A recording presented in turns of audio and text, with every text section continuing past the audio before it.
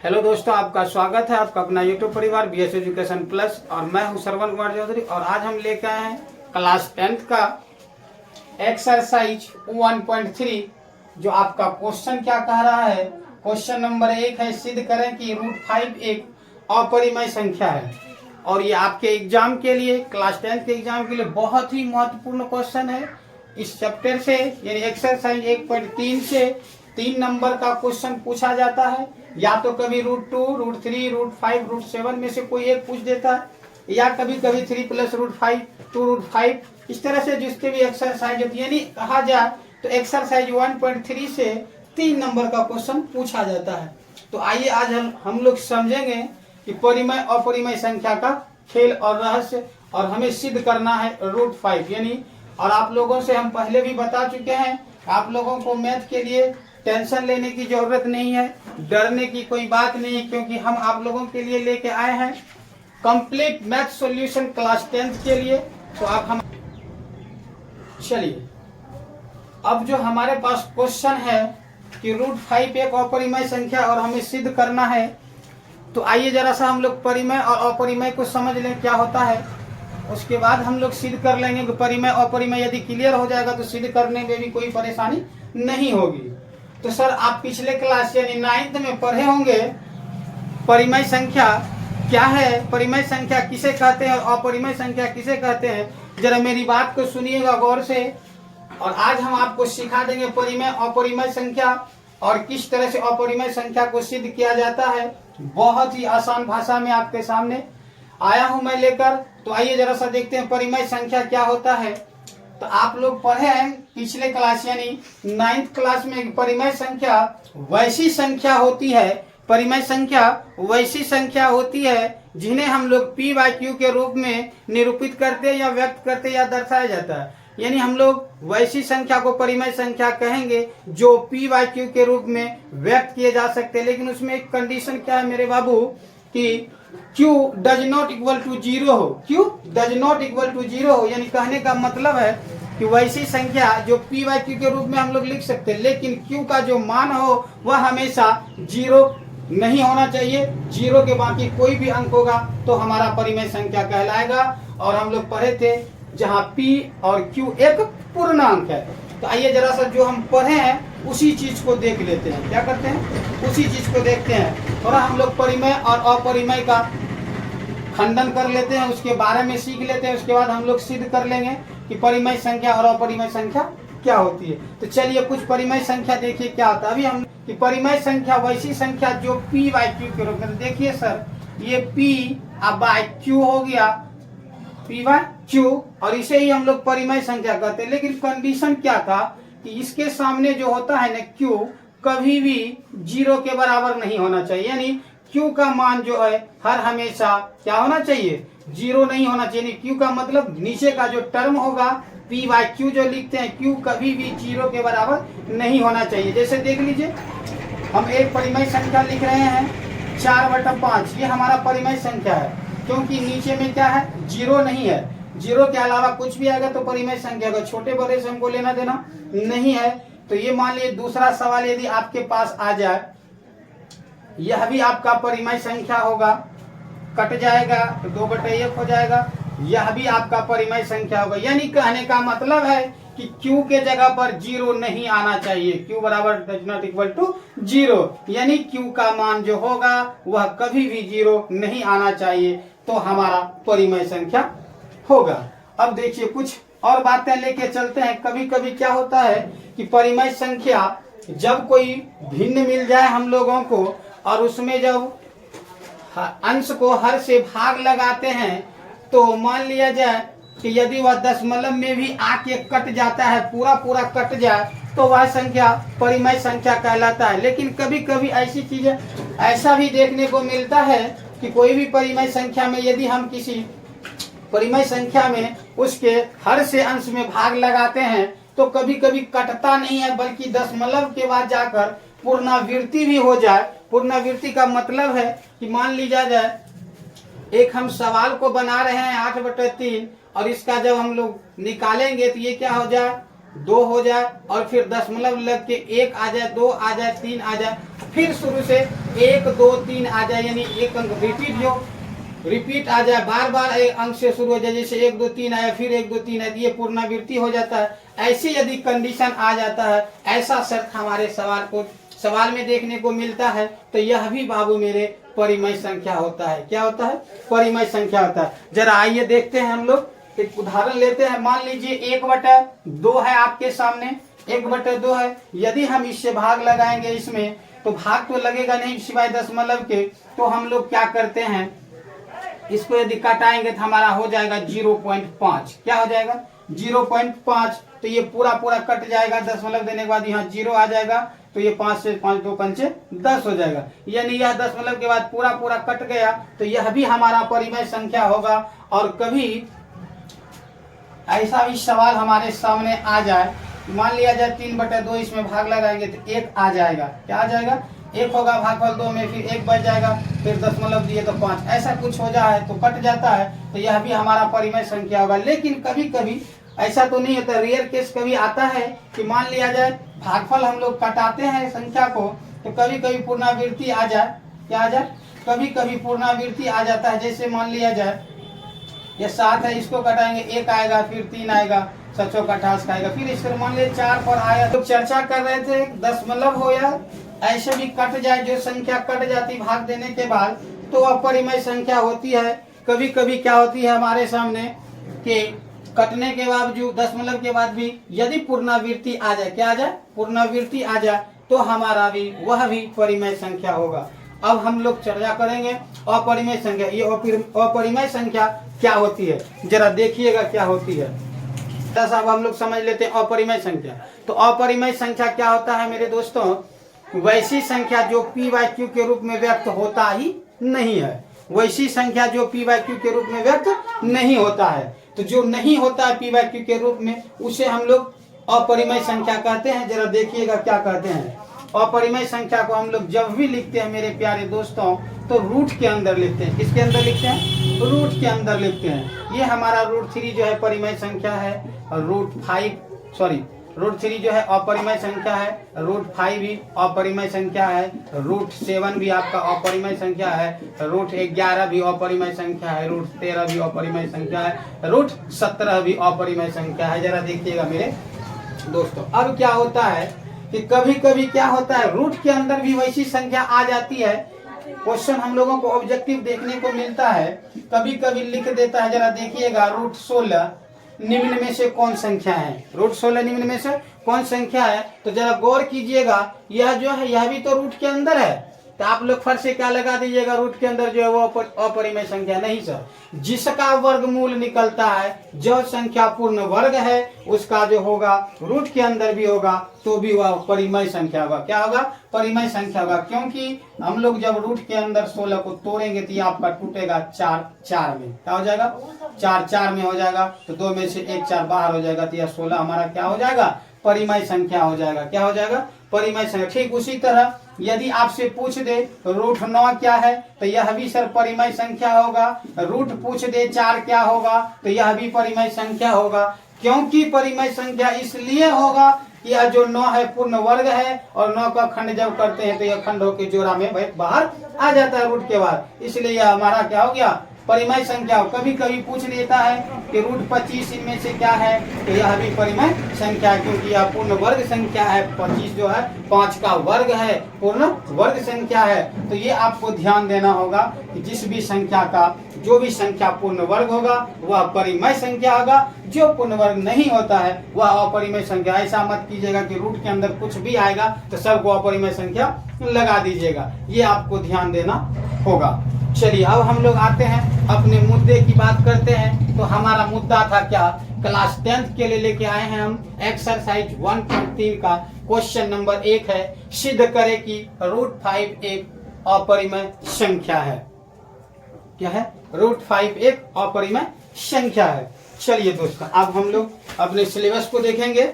जो हमें परिमेय और अपरिमेय संख्या के बारे में समझना बूझना था, हम लोग समझ चुके हैं। और हमें आशा है कि आज से आप ऐसी गलती नहीं कीजिएगा जो अक्सर बच्चों के साथ होते रहते हैं कि रूट के अंदर 16 है तो भी कभी बाय मिस्टेक से अपरिमेय संख्या में लग जाता है, और फिर जिसका पूर्ण वर्ग नहीं होता वह तो अपरिमेय संख्या होता ही है। चलिए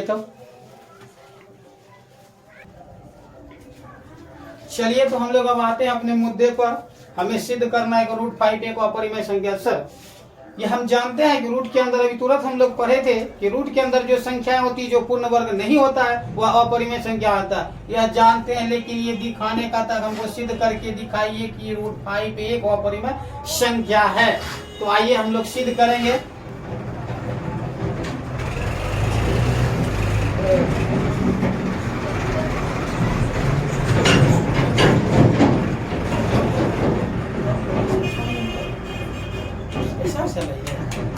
दे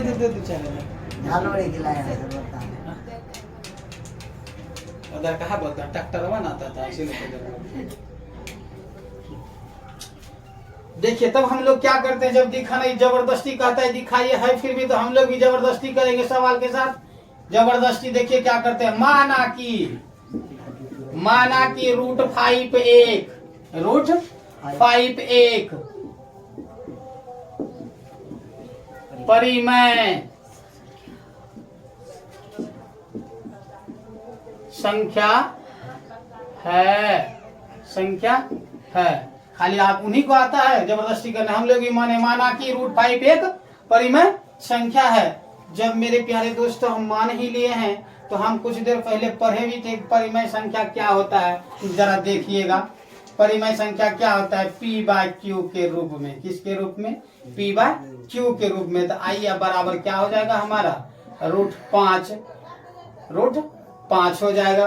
अब समस्या इसमें क्या होता है, जरा इसमें भी कुछ कॉमन सेंस है, कुछ बातें हैं जो आप समझिएगा कि जब कभी ऐसा कंडीशन आ जाए हम लोगों के सामने, एक तरफ परिमेय संख्या और एक तरफ अपरिमेय संख्या का खेल हो और उसका सॉल्यूशन निकालना, तो हम लोग हमेशा क्या करते हैं कि दोनों तरफ वर्ग करते हैं। कभी कभी क्या होता है जरा देखिएगा, कभी कभी आपके सामने ऐसा भी सवाल आएगा x/5 बराबर 3/4। जब यह कंडीशन आता है और हमें x का वैल्यू निकालना होता है तो हम लोग भी इसके साथ क्या करते हैं, बाय क्रॉस मल्टीप्लिकेशन यानी कोणीय गुणा, तिरछी गुणा करते हैं। जब यह इस तरह का कंडीशन यदि ऐसी स्थिति हमारे पास सवाल में आता है तो यहाँ हमारे अपरिमेय परिमेय संख्या का खेल था, इसलिए हमको क्या करना पड़ेगा, वर्ग करना पड़ेगा। और एक चीज हमेशा याद रखिएगा, जब दोनों तरफ किसी भी संख्या में कोई भी सवाल का ऐसा स्थिति आ जाए, दोनों तरफ यदि एक संख्या से भाग दे दे या एक संख्या से गुना कर दे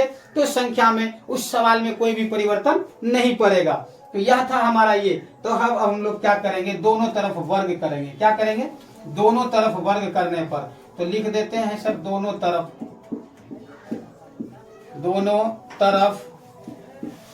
वर्ग करने पर। तो याद, जब दोनों तरफ वर्ग करेंगे तब देखिए क्या हो जाएगा, वर्ग करेंगे तब क्या हो जाएगा मेरे दोस्तों। आइए जरा सा देखते हैं वर्ग करने पर क्या होता है। जब हम लोग वर्ग कर देंगे दोनों तरफ वर्ग करने पर तो हमारे पास क्या निकल जाएगा, P² भी लिख सकते हैं। इस तरह से पहले एक बार कर लीजिए, उसके बाद √5 का आप भी स्क्वायर कर लीजिए। तब देखिए अब क्या होगा मेरे साथ, यह तो इतना होगा ही। आ जाइए थोड़ा सा इस जगह हम लोग चलते हैं। तो जैसे इसका वर्ग करेंगे तो आपका हो जाएगा P² बराबर हो जाएगा आपका 5, क्योंकि ये स्क्वायर और रूट क्या होता है, खत्म हो जाता है। क्या हो जाता है, खत्म हो जाता है। तब देखिएगा अब हमारे साथ क्या होगा, ये हम अभी तुरंत एक चीज और बोले थे, अब थोड़ा सा दूसरा स्टेप आ गया कि जब सवाल बराबर के इस पार में भाग में हो, उस पार ले जाने की काम करेंगे। उस पार ले जाना हो तो भाग से गुना में चला जाएगा, गुना से भाग में आ जाएगा, प्लस में रहेगा तो माइनस हो जाएगा, माइनस में रहेगा तो प्लस हो जाएगा। यही तो हमें देखना है। तब हमें देखना क्या है, जरा देखिएगा, ये जो Q² है हमारा, क्या है, Q² है। जब उस तरफ ले जाएंगे तो हमारा क्या बच जाएगा, जरा गौर कीजिएगा। तो P² बराबर 5 तो आपका था ही, ये Q² भाग में था, उधर कहाँ चला जाएगा, गुना में चला गया। कोई किंतु परंतु नहीं है। आप इन्हें समीकरण फर्स्ट मान लीजिए माय डियर, मान लिए। अब क्या करते हैं, थोड़ा सा एक कंडीशन और कि हम जो ये जब 5 था पहले इधर गुना में इस तरफ लाएंगे तो क्या हो जाएगा, भाग में आ जाएगा। तो इसको भी जरा सा कर ही लेते हैं, तब समझ में आएगा कुछ अच्छी खासी बात है। तो ये हम लोग इसको लिख क्या सकते हैं, देखिएगा सर, पी स्क्वायर बटा 5 और बराबर हो जाएगा आपका क्यू स्क्वायर। ये समीकरण रहने दीजिएगा, बहुत ही उपयोगी साबित होगा अभी हमारे सवाल को सिद्ध करने में। तो ये हमारा यहाँ तक हो गया। अब देखिए ये क्या कहता है, तो अब हमारे सामने क्या आ गया माय डियर, यह जो है इसमें, तब हम लोग क्या लिखते हैं जरा सा देखिएगा क्या लिखाएगा इस कथन के बाद। रुको तो आइए हम लोग निकाले थे ये पी स्क्वायर बटा 5 बराबर क्यू स्क्वायर। तब जरा देखिएगा क्या हम लोग लिखते हैं, ये जो 5 है क्या खेल खेलता है हमारे साथ। तो हम लोग लिखेंगे मेरे प्यारे दोस्तों, 5 जो है 5 पी स्क्वायर को विभाजित 5 पी स्क्वायर को विभाजित करता है तो 5 पी को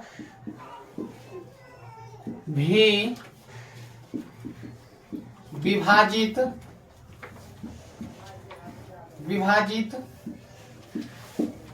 करेगा। क्या करेगा? करेगा। कहां से करेगा? तो आइए आप लोग एनसीईआरटी का बुक देख लीजिएगा क्लास 10 के, उसमें लिखा होगा आधारभूत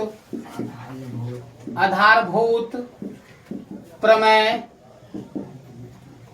1.3 से माय डियर, ये हम नहीं कह रहे, आपका एनसीईआरटी का बुक कह रहा है आधारभूत प्रमेय 1.3 कह रहा है कि यह 5 जो है यदि पी स्क्वायर को विभाजित करेगा तो 5 पी को भी विभाजित करेगा, जो हमने लिखा। अब एक चीज याद रखिएगा, अभी जो हम लोग 5 को इस पी स्क्वायर को विभाजित किए 5 से, ना कि √5 से किए, पूछेंगे कुछ देर में, 5 से हम लोग विभाजित किए। अब क्या करते हैं मेरे दोस्तों, अब जरा सा देखिएगा क्या करेंगे। जिस तरह से हमने P को विभाजित किया ठीक उसी तरह से Q को भी विभाजित करना होगा, तभी हमारा जो है रिजल्ट आएगा कि जो है √5 क्या है, परिमेय संख्या है या अपरिमेय संख्या है। तो जरा सा देखते हैं यहाँ तक आने के बाद अब हम लोग क्या करते हैं, तब हम लोग क्या करते हैं जरा देखिएगा।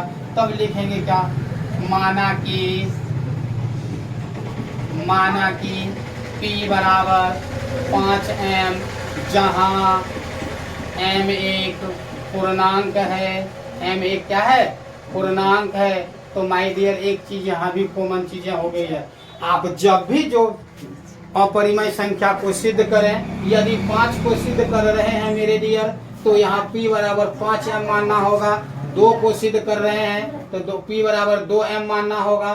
3 को सिद्ध करेंगे तो P बराबर 3m मानना होगा, और 7 को सिद्ध करेंगे तो P बराबर 7m मानना होगा। यह हमें मानना होगा। तो मैथ का रूल क्या है मेरे दोस्तों, यदि माने तो दिखाइए। मैथ कहता है मानो और दिखाओ, लेट देन प्रूव दैट। तो हम लोग माने, तो अब इस P का मान रखेंगे कहाँ, समीकरण 1 में, इसीलिए इसको रखे थे सर हम। अब रखिए P का मान समीकरण 1 में रखने हो जाएगा। P का मान हमारा क्या था, हमारा मान था P का, P स्क्वायर समीकरण 1 था, P square 5 into Q square था। गौर कीजिए तो समीकरण 1 था हमारा 5 इंटू Q स्क्वायर। अब P का मान जैसे ही हम लोग रखेंगे सर, क्या करेंगे, रखेंगे, तब देखिएगा हमारे साथ क्या कंडीशन आएगा जरा देखिएगा, आएगा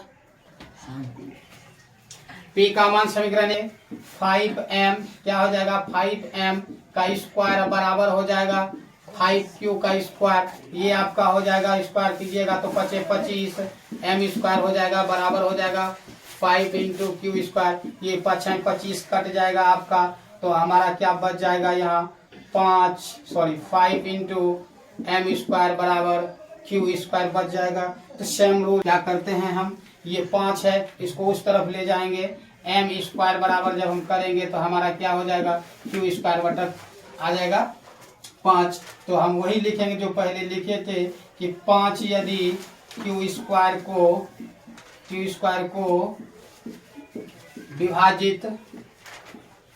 विभाजित करता है तो 5 क्यू को भी विभाजित करेगा। 5 को भी विभाजित करेगा। कहाँ से करेगा माय डियर? तो उतना नहीं लिखना, 1.3 परमय से, इससे परमय से करेगा, कोई दिक्कत नहीं यहाँ तक। चलिए अब यहाँ तक आ गया। तो देखिए हमारे पास हम लोग क्या किए थे, समीकरण 1 जब लिखे थे उसके नीचे 5 से विभाजित किए थे पी स्क्वायर को। अब हम लोग क्या किए, 5 से विभाजित किए क्यू स्क्वायर को। तो आप बताइए हमें, हम बोले थे कि आपसे पूछेंगे, आप हमें बताइए जब हम 5 से पी स्क्वायर को विभाजित किए और क्यू स्क्वायर को विभाजित किए तो कहीं हमारा चर्चा हुआ ही नहीं √5 का, तो सिर्फ केवल 5 विभाजित हुआ। तो हमारा यहीं से गलत धारणा हो गया कि यह जो हमारा √5 है वह परिमेय संख्या नहीं हो सकता है। हमारा क्या है, परिमेय संख्या है। तो हमने जो भी निष्कर्ष निकाले हमने अभी तक, इससे क्या हुआ, विरोधाभास उत्पन्न हुआ। अब थोड़ा सा गौर कीजिएगा, थोड़ा ये लिखना ही पड़ेगा आपको कि इस तत्व या इस निष्कर्ष से, तो हम लोग लिखते क्या, इस तथ्य से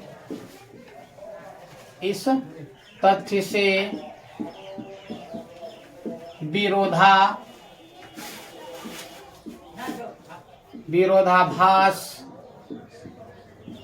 उत्पन्न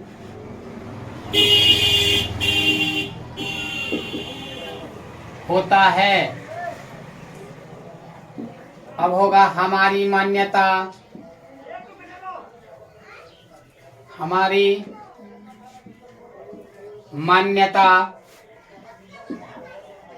गलत है √5 एक परिमेय संख्या है। तब हम लोग क्या लिख सकते हैं, अतः √5 एक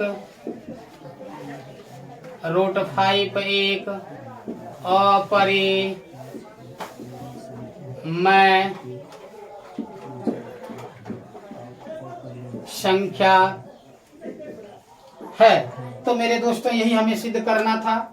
हमने जब निकाला तो हमें लास्ट में पता चला, हमारा निष्कर्ष जब निकल गया तो यही आया कि इस तत्व से विरोधाभास उत्पन्न होता है। हमारी मान्यता गलत है, √5 एक परिमेय संख्या है। तो हम लोग क्या, अतः √5 एक अपरिमेय संख्या था। यह क्वेश्चन था आपका क्लास 10 के लिए एक्सरसाइज 1.3 का क्वेश्चन नंबर 1। और इसी भांति से आपको जरूरी नहीं है आपके एक्सरसाइज में √5 है तो √5 ही पूछेगा। ठीक इसी तरह से कभी कभी √2 भी पूछ सकता है, √3 भी पूछ सकता है। तो हमें आशा है कि हम जो भी अभी आप लोगों के सामने समझाए या सिखाने की कोशिश किए आप समझ चुके होंगे। तो आप हमारे वीडियो से यदि संतुष्ट हुए हैं तो हमारे वीडियो को लाइक और शेयर करें, साथ में सब्सक्राइब भी करें यदि आप हमारे यूट्यूब चैनल पर नए हैं तो। और आइए हम आज दावा करते हैं कि आपको अपरिमेय संख्या सिद्ध करने सिखा ही देंगे। एक और उदाहरण आप लोगों के सामने हम लेंगे जो आपका होगा √3 से। तो चलिए देखते हैं किस तरह से बनता है आपका अपरिमेय संख्या। और इसमें हमको उम्मीद ही नहीं बल्कि पूर्ण विश्वास है कि आप भी मास्टर हो जाइएगा। जब आप सुन लीजिएगा और समझ लीजिएगा तो आप भी परिमेय संख्या को चुटकी बजा के सिद्ध कर सकते हैं। अब हम लोग क्या करते हैं, उतना लंबा चौड़ा नहीं चलना, हम लोग अब सिर्फ सिद्ध करना है। माना कि रूट जो हमारा 3 है एक परिमेय संख्या है। जब परिमेय संख्या होता है तो हम लोग क्या लिख सकते हैं, होता है तो p/q के रूप में बराबर हमारा क्या हो जाएगा √3। अब क्या करते हैं मेरे दोस्तों, देखिएगा चुटकियों में कैसे बनता है। दोनों तरफ हम लोग क्या कर लेंगे, वर्ग कर लेंगे। क्या कर लेंगे, वर्ग करने पर तो जैसे ही वर्ग करेंगे हम लोग दोनों तरफ वर्ग करने पर तो देखिएगा पर में क्या होता है, p² बटा हो जाएगा q² बराबर √3 का जब वर्ग करेंगे तो सिर्फ 3 बच जाएगा हमारा, कोई किंतु परंतु नहीं है। अब क्या हो जाएगा, जब यह हो जाएगा तो ये भाग में इसको क्या कर देंगे, उस तरफ भेज देंगे। तब हमारा क्या बच जाएगा, p² बराबर हो जाएगा 3। ये भाग में उस तरफ जाके क्या हो जाएगा, गुना हो जाएगा। इसको हम लोग मान लेंगे समीकरण फर्स्ट। क्या मान लेंगे, समीकरण फर्स्ट। थोड़ा सा एक स्टेप और इसमें देखिए क्या कर लेते हैं हम, तो हम क्या करेंगे जरा सा देखिएगा, आइए या देखिए जरा सा देखिए क्या करते हैं हम लोग। तो यह जो हमारा हो गया, तो इसको जब ये भाग में जिस तरफ लाएंगे तो क्या हो जाएगा, गुना में आ जाएगा। तो हम लोग लिख लेते हैं क्या, पी स्क्वायर बटा 3 बराबर क्यू स्क्वायर। कोई दिक्कत नहीं है किसी को समझने में, ये पहले हम समझा चुके हैं इससे पहले वाले उदाहरण में। तो ये हमारा हो गया पी स्क्वायर बटा क्यू स्क्वायर, क्या हो जाएगा, पी स्क्वायर बटा 3 बराबर क्यू स्क्वायर हो गया। इसमें कोई किसी को किंतु परंतु नहीं होनी चाहिए। अब हम लोग क्या करते हैं, हम उस समय भी बोले थे जितना सिद्ध करना होगा उतना हमको मानना होगा। ये 3 इसको विभाजित करता है, तो 3 क्या करेगा, पी स्क्वायर को जब विभाजित करेगा तो 3 पी को भी विभाजित करेगा, यही लिखना था मेरे दोस्तों। तो 3 पी स्क्वायर को विभाजित करता है, तो 3 पी को भी विभाजित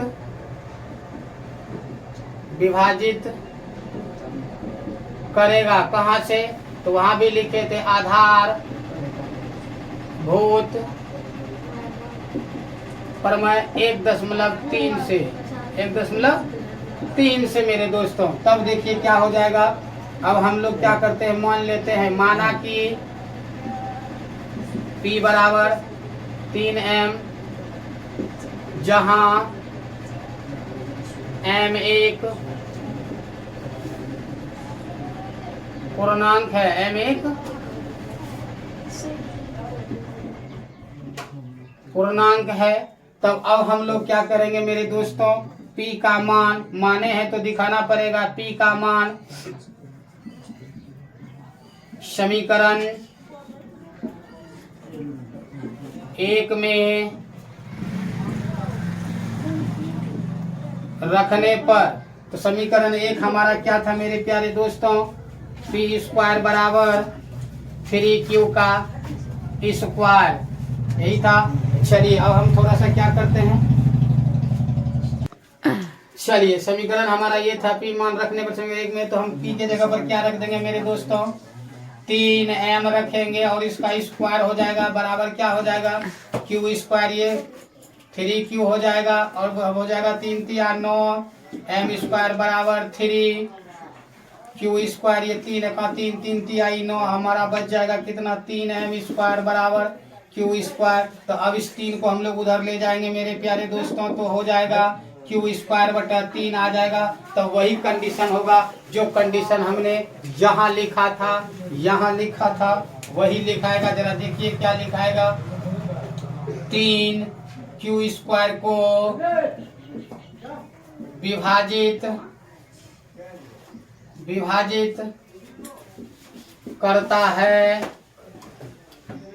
करता है तो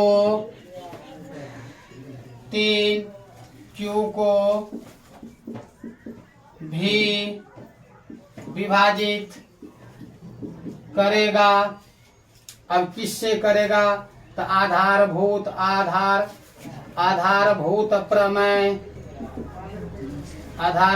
प्रमेय दे दीजिए सर, प्रमेय कितना से।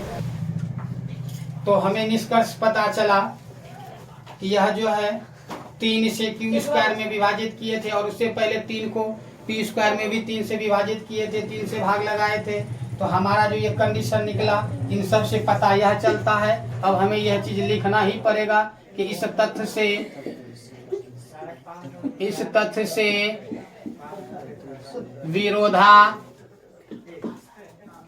विरोधाभास उत्पन्न होता है। हमारी मान्यता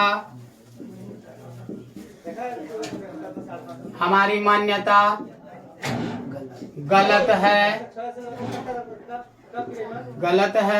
√3 एक